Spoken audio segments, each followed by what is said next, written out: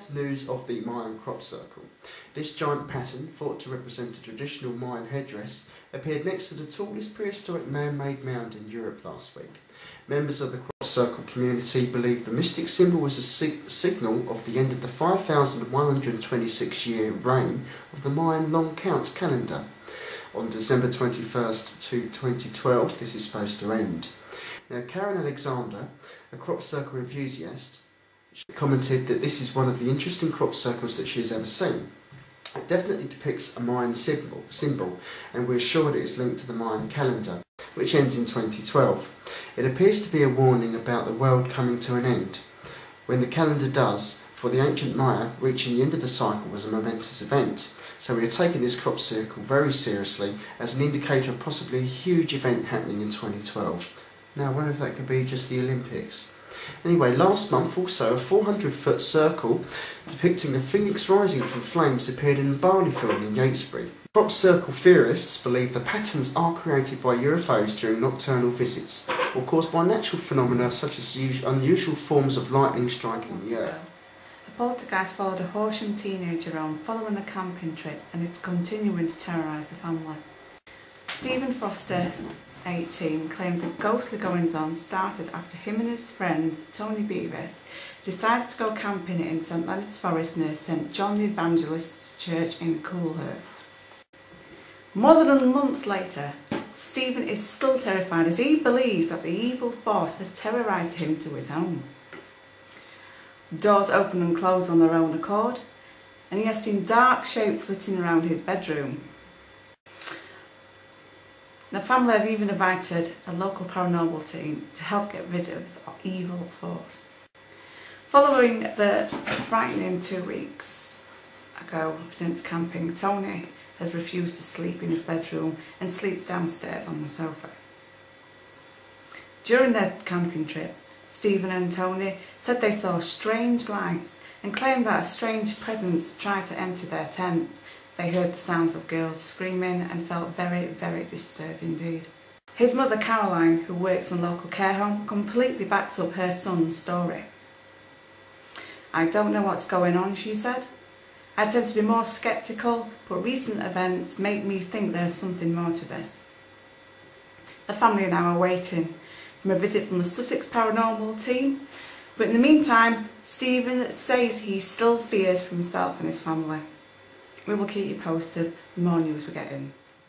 And now our final story, paranormal pets. A pet cat jumps onto a windowsill every day, several minutes before its owner arrives home. A pet dog barks just before a certain person calls on the phone, or as if knowing the call is going to be made. A pet parrot, who's learned to talk, says things seemingly in response to what its owner is thinking. A beloved pet, somehow lost on a family trip, miraculously finds its way home from a perilous journey, sometimes travelling hundreds or even thousands of miles. How are these things possible, you may ask? Do our pets, perhaps even all animals, possess some sort of innate psychic ability that allows them to tune into our human brainwaves, or even see the future? Or are they just sensitive to humans to visual, oral, magnetic and subtle environmental factors and changes? And because we are not aware of these subtleties, their actions seem miraculous. Possible?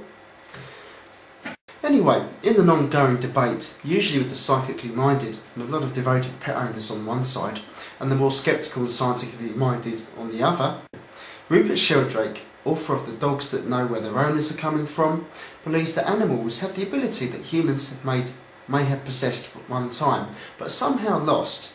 Through his extensive research, he has concluded that there are 3 major categories of unexplained perceptiveness by animals.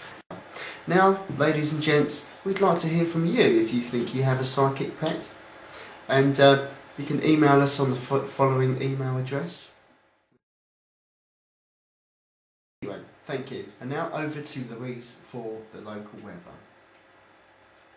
Good morning, my name's Louise Tarantara, and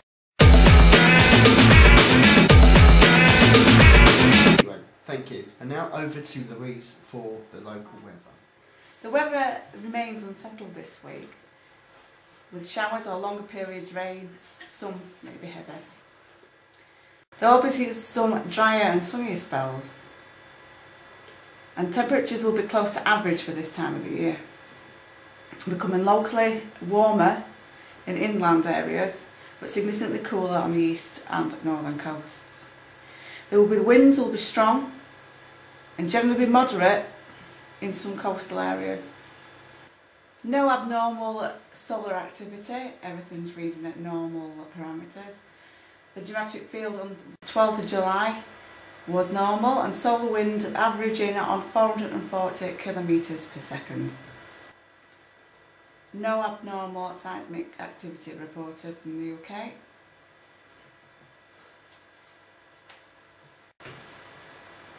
The current moon phase is waning gibbous moon at 66% of the full on tonight, on the 12th of July 2009 at 22:15 hours. Okay, that's it for this time on Supernatural Britain. Stay tuned and hopefully watch us next time. We'll be bringing you some more interesting stories from in and around the UK and the rest of the world. Good night.